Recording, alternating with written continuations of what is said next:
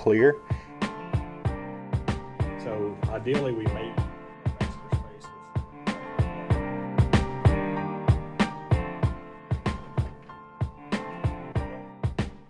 You're dispatched for a 34-year-old female with sudden shortness of breath. You arrive, she's anxious, breathing fast, clutching her chest. She says, "It hurts when I take a breath." Respiratory rate's 30, heart rate is 118. SpO2 is 90% of room air. Blood pressure is 110/70. She had knee surgery 2 weeks ago. What is your concern? This presentation should make you think pulmonary embolism.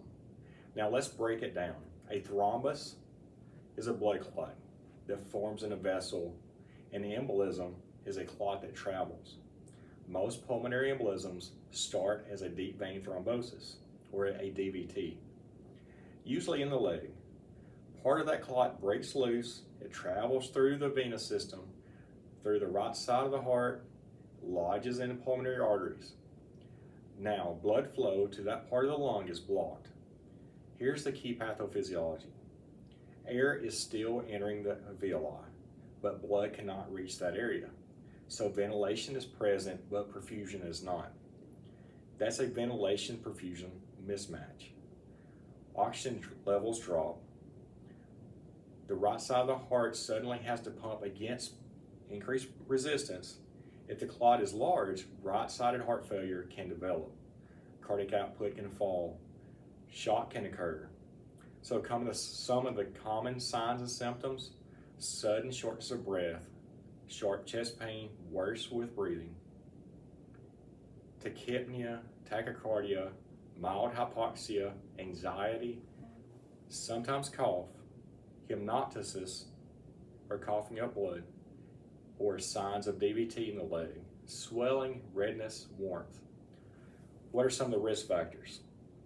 Recent surgery, immobility, a long travel, cancer, pregnancy, hormonal therapy, history of clotting disorders, smoking, vitamin K supplements.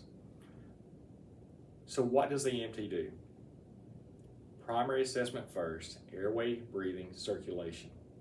Administer high flow oxygen, assist ventilations if needed, keep the patient calm, minimize movement, monitor closely for deterioration. If hypotension develops, treat for shock and transport rapidly.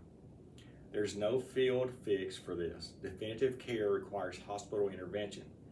So the key takeaway: sudden unexplained shortness of breath plus risk factors for clot formation equals possible pulmonary embolism.